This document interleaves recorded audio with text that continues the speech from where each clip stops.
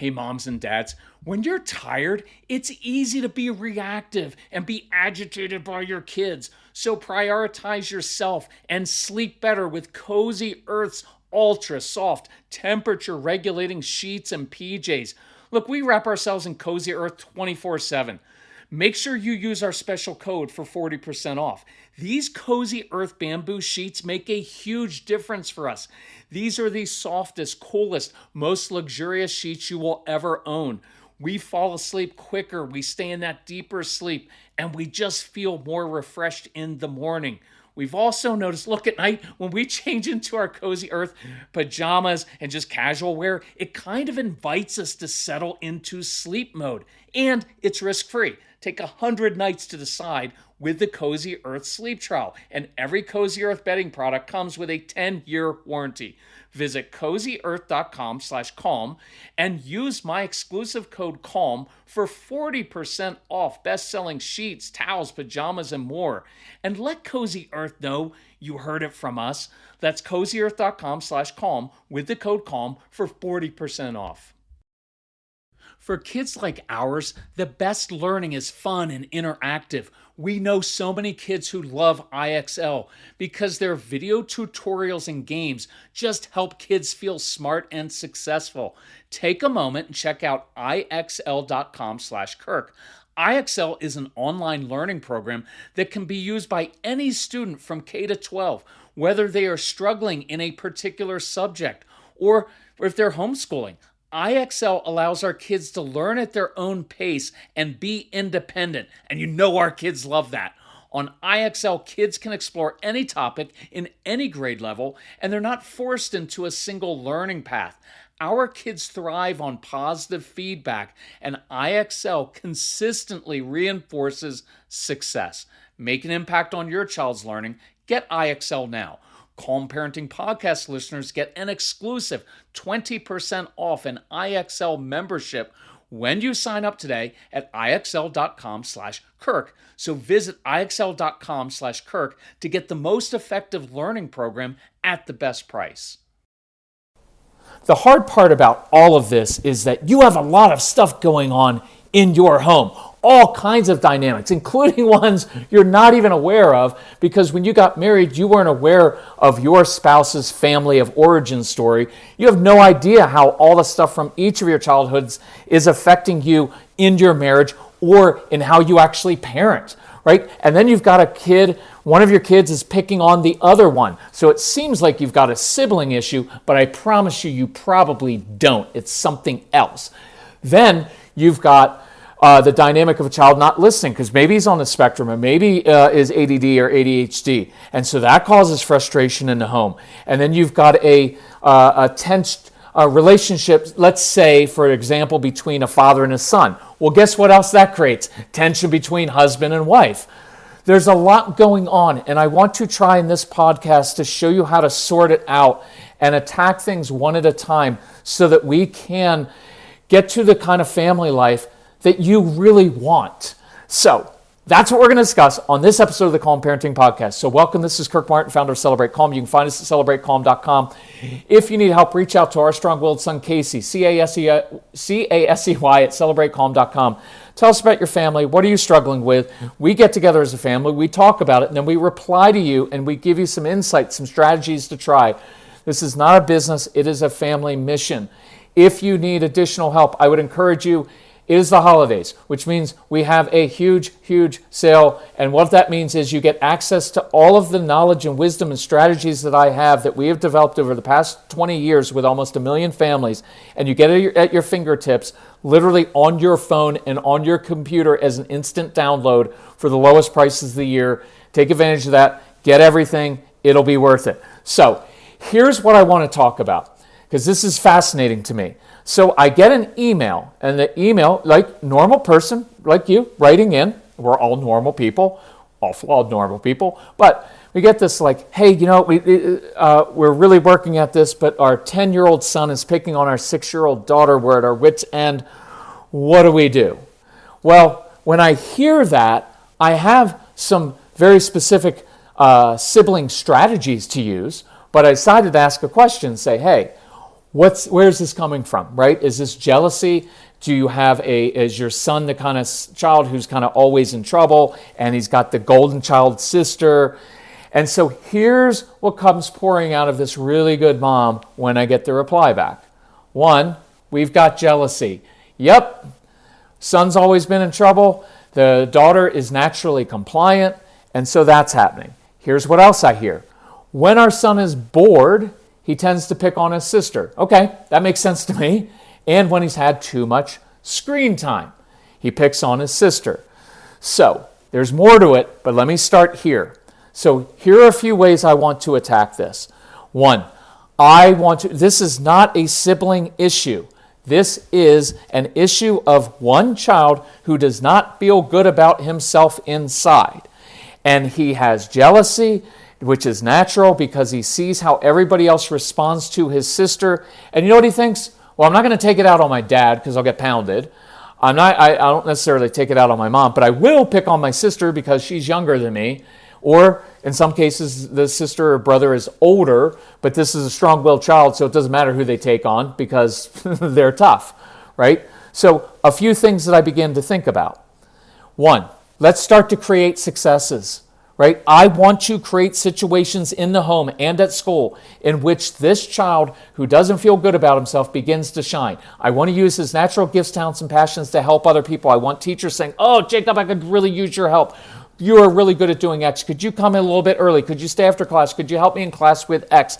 At home, I want to put him in situations. If this is a kid who likes building things, let's have him build things. Let's have him make and create things. Let's have him make dinner for us a couple nights a week and create a menu. And we'll even pay him for making a meal because it's a lot cheaper than eating out.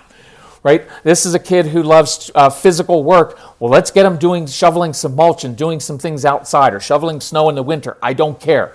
Let's give this child space and place. I'm going to run through things pretty quickly here. Sorry, it's in all of the materials, but space and place are really important for our kids. They have to have their particular space and their place within it where they feel they get to use their unique gifts. They get to not be compared to their siblings all the time. Because you know what happens with a lot of our strong-willed kids is, one, they don't measure up against their siblings, so they begin to shut down, or they don't measure up against you. And if you've got a mom and a dad and you're maybe in a certain profession or you went to and you've got your doctorate or you're an attorney or something really successful, so to speak, that child figures out, you know what, I can't even get through third grade. Like, I'm just going to shut down and not even do it. So here's an idea. Let's have a neighbor. Get a neighbor to give, in this case, this 10-year-old son jobs to do. Hey, I need your help. Could you come down the street? Could you help me out? Because when your child is at the neighbor's house helping him or her, or at an animal shelter, or at church or synagogue or mosque or somewhere doing something they're good at, other people recognize it and it feels good inside. And it's helpful because now it's like, okay, maybe my sister is better than me at X, but when I go to Mrs. Johnson's house, I'm so good at doing that. I take care of their dog. I'm earning money, whatever it is. The third thing that came to mind is I want to create a special role for the son because he is the older brother, right? So look, I'm king of the roost for the first 4 years of my life.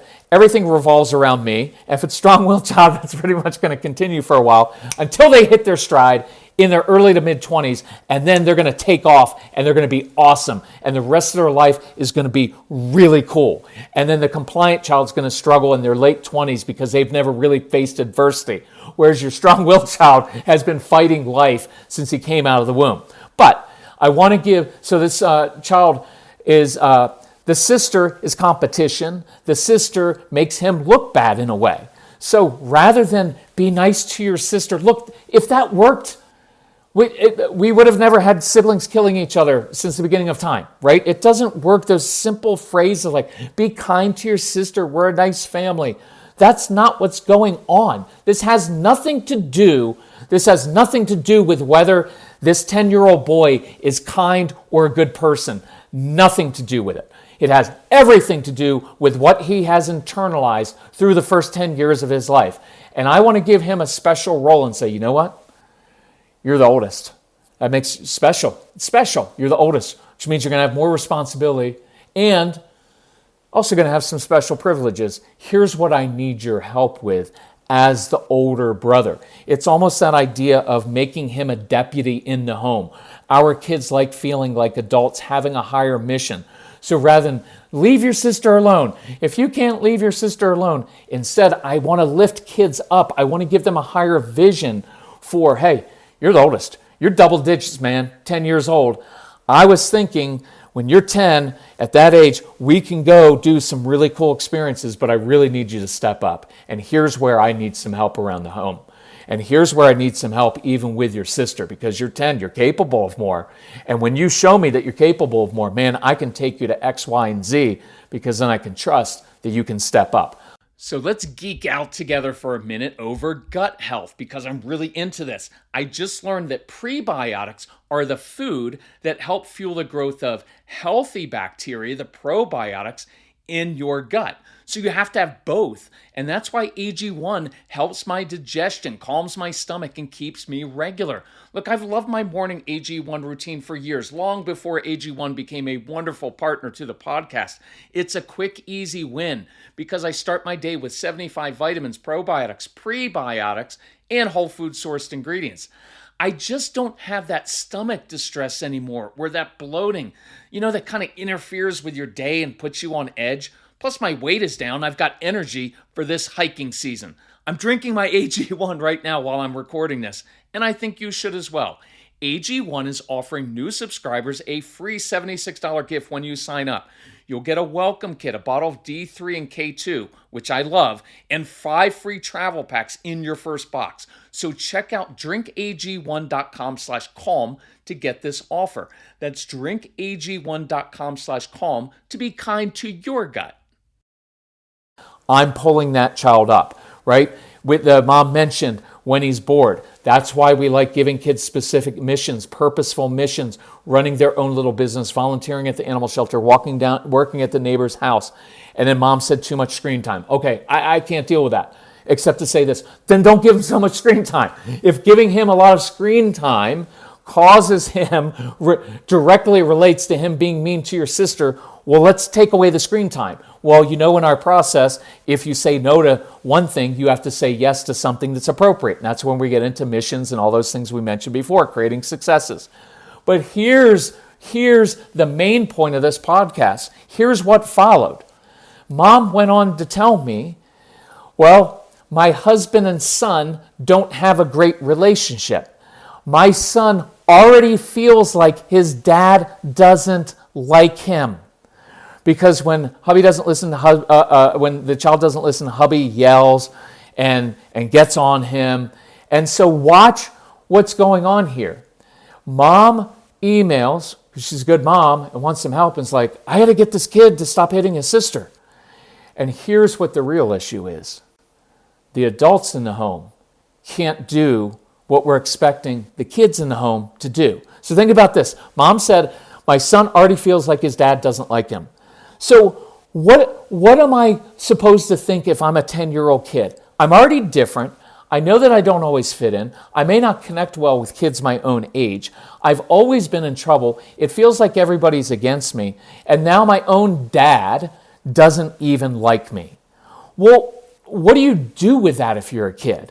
Well, one logical thing is to shut down. One is to become very defiant, and that will eventually happen in the teen years if we don't fix this relationship now. Well, right now, the easiest thing is, I'm just going to start hitting my 6-year-old sister. That makes perfect sense to me, because hurt people hurt other people. This is a hurt kid. This is not a bad kid or a mean kid. This is a kid who doesn't feel good about himself, and so he takes it out on the world around him. And this is what's very important to me. We're asking our kids to handle conflict and to get along when the husband and wife can't even figure it out, right? Because I guarantee you this is what's happening in this home, because it happens all the time. And it's no blame, no judgment on this. Mom is married to a guy who can't necessarily control himself. And she's probably spoken up before, maybe even said, hey, would you listen to this guy's podcast? But he dismisses it. And he dismisses it. and he doesn't listen, or he's like, I don't need the help. He just needs to, he needs to learn to listen. When I was a kid, if I would have done this, my dad would have done X, Y, and Z. So what happens to the wife in this situation? She figures it's so unpleasant talking to my husband about this that maybe I'll just try to get the two kids to behave better. Because if the two kids behave better, then my husband won't get upset, and then everything's better. So we're putting on two children what the two grown-ups in the home can't do. Now, caveat, this is hard. There is no blame, there is no guilt, there is no shame in this. This is the hardest stuff you will ever do in your life. Whatever job you have, even if it's a really hard job, does not compare to handling conflict with your spouse and with your kids in the home. It doesn't compare. Now, here's the second thing going on. Dad can't control himself. In some cases, mom can't control herself. It may look the same, it may look differently. I don't know. But the root of it is we can't control ourselves. So we talk too much, we lecture too much, we use guilt trips after all I do for you, or we scream and yell, we use fear and intimidation. No matter what it looks like, it's the adult being unable to control himself, but then asking, requiring, and sometimes shaming the kids because they can't do what the grown-ups in the home can't do. And it goes back to what I was really saying to my son when Casey was little and I used fear and intimidation. What I was really saying to him was, I need you to behave, because if you don't behave and do exactly what I say, I'm not sure I can behave, and you do not want to see me angry. How many of you grew up as kids managing your parents' emotions? How many of you married your father because your father couldn't control himself like my dad, and you learned how to manage his emotions so he wouldn't be upset? And then you met a guy who was kind of the same way, and because you had grown up for 18 or 20 or 30 years managing your dad's emotions, this guy that you met was very, very familiar to you, and you were like, I know how to handle this. And then you get into marriage, it doesn't work. You're repeating the same generational patterns. So let me tie this all together. I want to give kids tools, and I can help a little bit. I can actually help a lot with the jealousy and the sibling fight thing. I can help a lot with that. We're going to create successes, space and place, special role, purposeful missions, get this child, his brain focused on bigger things. All of that is really good. But it's not the most important thing. The sibling issues in this situation doesn't really matter. That will resolve itself, one, when father and son can restore their relationship, and when the son or daughter feels like his dad actually accepts him and likes him, that will change everything. Everything. And by the way, that's why I want you to get the everything package, because this is not isolated. You've got to have tools for your kids, but you've got to have tools for you as parents. And then you have to have tools for you as a couple to know how to handle this conflict. Otherwise, guess what happens? It all begins to unravel, because the sibling fights, we can maybe put a short-term stop on that, like, if you don't stop hitting your sister, but eventually this son will stop bothering his sister, but then he's going to start doing other things to self-destruct even more. So the real solution here is, number one, for us to learn how to control ourselves. Number two, for dad or mom, whatever your situation is, to restore your relationship with your child. Consequences don't change behavior. Relationships change behavior. If you were to picture a father and son in this case, or father and daughter, or mother and daughter, it doesn't matter, and they're at odds, and there's always tension between them, that's just going to continue on, right? And that's going to cause all kinds of issues in the home. But now if you picture this father and son playing catch together, going for drives together, sitting together, building with Legos together, and the dad can control himself and he's not yelling anymore, right? And he's listening to his son. Don't you think that will change literally everything? And if husband and wife can't figure it out, if you two as grown adults can't figure this out, it's not fair to ask your kids to do what you're not capable of, what you don't have tools to do, or what you're not willing to do. I know it sounds a little bit harsh, and I know maybe listening to this podcast, it's the first time you've realized, oh, crap. I thought I was just emailing this guy about like a sibling issue in our home, when I realized this is our issue, and we better dig down deep and learn how to do this, because it doesn't just magically get better. Now, I'm a man. I am awesome at putting things off. I am awesome at not asking for directions and living in denial. Oh, honey, it'll be fine. It'll be fine. No, it's not. It's not fine, and it's not going to be fine. And I hurt my wife saying those kind of things, right? Because that hurt, because it was denying reality, and it was denying that what she was seeing in the home was true. And that hurts, and that will unravel, and it will not get any better. So let's dig into this, okay? So I'm going to recap. For the jealousy, we're going to create successes. We're going to find a place for your child to, I almost don't want to do these, because these are the little strategies, but they're not the real issue. But still, place and space, special role, purposeful missions, all of those things. But let's begin to learn how to control ourselves. Go through the dad's program. Go through the men's program, the 30 days to calm, to learn how to control yourself. Later on, you can go through the kids program, give it to your kids to listen, and go through the sibling issues and how to discipline, but go through the Calm Couples program, because you can do it right from home, where you learn how to we go through the process. How do you actually have a hard talk with your spouse? Let's do that stuff. That's the gift I want you to give each other this year for Christmas or Hanukkah or whatever you celebrate, or for the new year. That's what I want you to work on, because that will change everything at a very root level. And I believe you're capable of doing that. And I will walk with you on that path doing that, because it's critically important. Okay, I've said enough. If you need help, reach out to Casey, Casey at celebratecalm.com. Love you all. Let's work on this together.